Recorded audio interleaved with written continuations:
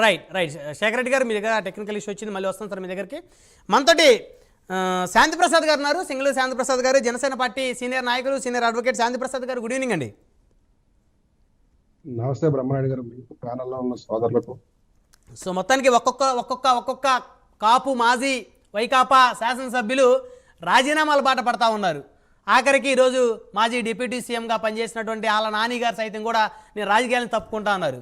అంటే ఎందుకు రాజకీయాలను తప్పుకోవాల్సిన పరిస్థితి వచ్చింది ఆయనకి? వైఎస్ఆర్ కాంగ్రెస్ పార్టీ ఖచ్చితంగా మళ్ళీ వచ్చే 5 ఏళ్లలో అధికారంలోకి వస్తుందని జగన్మోహన్ రెడ్డి గారు వీళ్ళందరికీ కూడా ధైర్యాన్ని ఇస్తే పరిస్థితుల్లో ఓ మాజీ మంత్రి ఈ విధంగా చేయడం ఎంతవరకు కరెక్ట్ శాంతి ప్రసాద్ గారు? నా వాయిస్ నాకే వినపడి ఒకసారి మీరు తీసాను చూడమనంటే. తర్వాత ఇక విషయానికి వస్తే, అసలు కాపుల్ని ఆదరించిన చరిత్ర జగన్ రెడ్డికి లేదు, వాళ్ళ తండ్రి రాజశేఖర రెడ్డికి లేదు. మీరు ఇది గమనంలో తీసుకోవాలి. రాజశేఖర రెడ్డిని కాపులు ఎక్కువగా ఆదరించారు, రంగా గారికి అత్యంత ఆప్తుడన్న ఉద్దేశంతో. అసలు రాజశేఖర రెడ్డికి కోస్తా జిల్లాల్లో ఇక్కడ పట్టు రావడానికి కారణమే వంగవీటి మోహన్ రంగ. అతను రాయలసీమలో నాయకుడు అయితే కావచ్చు కాదు, కానీ వంగవీటి మోహన రంగ అనే వ్యక్తి వల్ల ఈ కోస్తా ప్రాంతంలో ఉన్న తీర ప్రాంతం అంతా కూడాను ఆయన ఒక నాయకుడిగా గుర్తించబడ్డాడు ఆనాడు. ఇది ఆనాడు చరిత్ర తెలిసిన ప్రతి ఒక్కడికి తెలుసు. సరే, రంగ హత్య జరిగింది, తర్వాత జరిగిన పరిణామాలు ఏంటనే తర్వాత చూసాము. కాంగ్రెస్ పార్టీ కాపులను ఏ రకంగా ద్రోహం చేసినా కూడా చూసాము. రంగ కుటుంబాన్ని ఏ రకంగా చేసిన.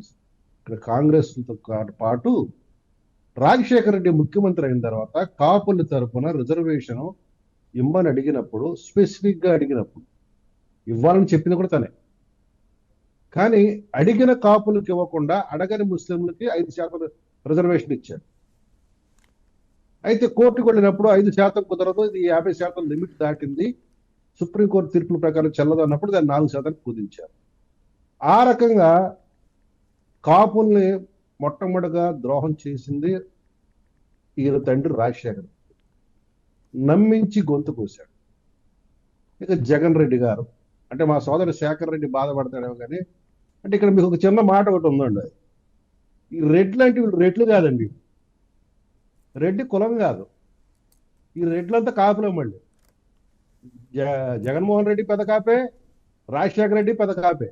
ఓకే, వాళ్ళ క్యాస్ట్ సర్టిఫికేట్ తీసుకుంటే మీరు రాయలసీమలో ఏ రెడ్డి పేరు అయినా తీసుకోండి, వాళ్ళ కులం పేరు పెద్ద కాపు అని ఉంటుంది, లేదా కాపు అని ఉంటుంది. కానీ అక్కడ రాయలసీమలో అసలైన కాపులు ఎవరంటే బలిజలు. ఇక అది అక్కడికి ఆ చరిత్ర అక్కడికి వదిలేసేస్తే, జగన్ రెడ్డి ఏమన్నాడు? కాపులకు రిజర్వేషన్ ఇచ్చేది, ఇది బాగా గుర్తుపెట్టుకోండి, చంద్రబాబు నాయుడు గారి ప్రభుత్వం మీద 14-19 మధ్యలో తీవ్రంగా కాపులు విమర్శ రావడానికి, ద్వేషం పెరగడానికి కారణం ఈ బీసీ రిజర్వేషన్ అంశం. దాన్ని లేవనెత్తింది ఎవరు? రాజశేఖర రెడ్డికి ఆప్తుడు, జగన్ రెడ్డికి అత్యంత ప్రియ నాయకుడు అయిన ఒక గోదావరి జిల్లా ఒక కులానికి నేను ముద్దు పెట్టని చెప్పుకునే ఒక వ్యక్తి పేరు చెప్పడానికి ఇష్టం లేదు, ఎందుకంటే అది ఈ మధ్య రెడ్డిని మార్చుకున్నాడు కాబట్టి మీకు అర్థం అవ్వాలి విషయం. అవునండి. కానీ పేరు తీదలుచుకోలేదు. ఆ వ్యక్తి ఎంత గోల చేశాడు, ఎంత ఆ రోజు ఉవ్వెత్తున ఉద్యమం వేసింది కాపు జాతి అంతా. అతని వెనకాల ర్యాలీ అయితే ఒక్క క్షణంలో దాన్ని నీరు గార్చి కాపులందరినీ రౌడీలుగా చిత్రీకరించేలాగా అక్కడ వాతావరణం సృష్టించారు. సరే, అది అక్కడ వదిలేసేద్దాం.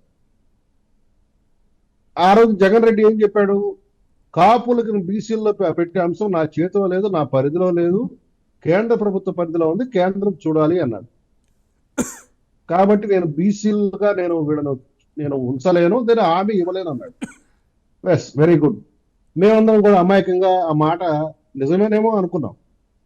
కానీ ఎప్పుడైతే కేంద్ర ప్రభుత్వం, జగన్ రెడ్డి ముఖ్యమంత్రిగా ఉన్న సమయంలోనే కేంద్ర ప్రభుత్వం బీసీల యొక్క రిజర్వేషను, వాళ్ళ వర్గీకరణ, వాళ్ళ చేర్పులు, కూర్పులు, మార్పులు అనేది రాష్ట్ర పరిధిలో ఉన్న అంశము అని పార్లమెంటు సాక్షిగా చెబుతూ, ఎవరినైనా సరే బీసీ కులాల్లో చేర్చుకోవాలనుకుంటే వాళ్ళ యొక్క శాస్త్రీయబద్ధమైన మదింపు జరిగిన తర్వాత చేర్చుకోవచ్చు, మార్చుకోవచ్చు, తీసివేత కూడా తీసివేయవచ్చు అని ఆ అధికారం రాష్ట్ర ప్రభుత్వానికి అని సంపూర్ణంగా చెప్పిన తర్వాత ఆ రెడ్డిగా పేరు మార్చుకున్న అతను మాట్లాడలేదు.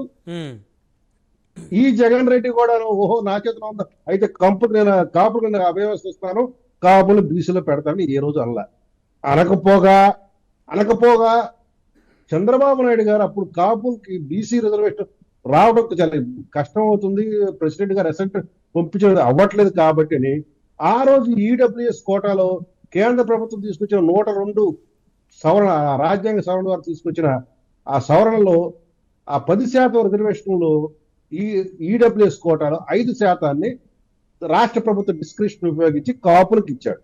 ఉమ్, దానికి జీవో కూడా ఇచ్చాడు, దాని అమలును కూడా తీసుకొచ్చాడు. అమలు తేదీ కూడా చెప్పమని చెప్తారు, జీవో నెంబర్ కూడా చెప్పమని చెప్తాను నేను.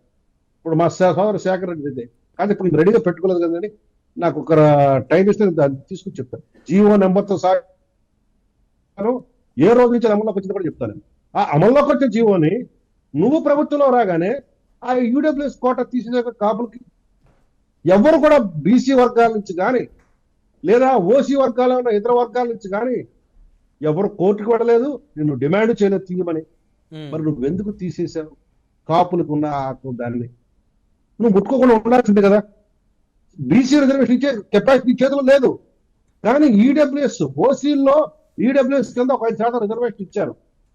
ఇచ్చిన దాన్ని నువ్వు ఎందుకు తొలగించావు అంటే నీకు కాపుల మీద ప్రాబ్లం. నీ తండ్రికి లేదు, నీకు లేదు. కాపులు ఇప్పుడు మా సోదరుడు చెప్పాడు కదా, ఈ కూటమి ప్రభుత్వం ఎందుకు గెలిచిందంటే వీళ్ళు ఇచ్చిన మోసపూరిత తప్పుడు హామీలు అన్నారు. అవును, వాస్తవమే సోదరా. 2019లో మీ వాడు చెప్పిన ఆ తప్పుడు మాటలు విని ఆ తప్పుడు ఆ హామీలు నమ్మి ఒక్కసారి అవకాశం ఉంటే ఏమో రాజన్న బిడ్డ అనుకొని ఇచ్చారు, ముంచాడు, అయిపోయింది. ప్రతిపక్ష నేతగా పనికిరాడు, ఇతను ముఖ్యమంత్రిగా పనికిరాడు, అసలు ఏ స్థాయికి పనికిరాడు అని ఏ స్థాయి ఇవ్వకుండా ఏ హోదా ఇవ్వకుండా కేవలం ఎమ్మెల్యే స్థాయి, అది కూడా ఎవరు ఇచ్చారు?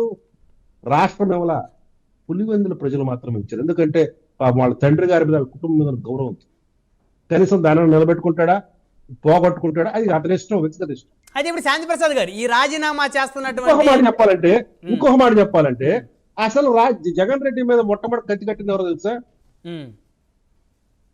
Arthur Nandikotkur MLA. అవును. తర్వాత ఎవరో తెలుసా? Triple R.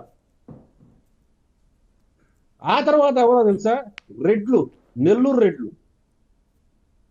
తర్వాత కాపులు వచ్చారు, ఇప్పుడు కాపులు వస్తున్నారు. అయితే ఈ కాపుల్లో కొన్ని పాలి కాపులు, అతి విశ్వాస కుక్కలు కూడా ఉన్నాయి. ఆ పేర్లు నేను చెప్పదలుచుకోలేదు, ఎందుకంటే వాళ్ళే ప్రకటించుకున్నారు. వాళ్ళ గురించి నన్ను దయచేసి అడగద్దు, నేను మాట్లాడను. ఓకే. ఇప్పుడు ఈ రాజీనామా చేసిన వాళ్ళందరూ ఎక్కడికి వెళ్తారు? ఇప్పుడు కిలార్ రోసయ్య గారు జనసేనలోకి వెళ్ళే ఆలోచన ఉన్నట్టు తెలుస్తుంది, పెండం దొరబాబు గారు కూడా జనసేనలోకి వెళ్ళే ఆలోచన ఉన్నట్టు తెలుస్తుంది.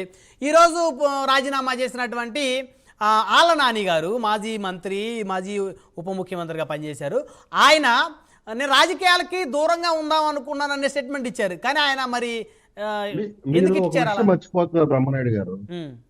అసలు ఆస్తులు అమ్ముకొని పోతున్న ఆ యొక్క రాజశేఖర రెడ్డి కుటుంబానికి, ఇల్లు కూడా అమ్ముకొని పోతున్న కుటుంబానికి ఈ రోజు 100,000 కోట్ల ఆస్తులు ప్యాలెస్లు రావడానికి కారణం కాంగ్రెస్ పార్టీకి వెన్నుపోటు పొడిచి బయటకు వచ్చి కాంగ్రెస్ నాశనం చేసిన వ్యక్తి. అతని పార్టీలో వచ్చి మిగతా జనాలు ఎట్లా ఉంటారు? అతను నేర్పిన విద్యనే కదా. మనుగడ ఉంటే ఉంటారు, మనుగడ లేకపోతే వెళ్ళిపోతారు.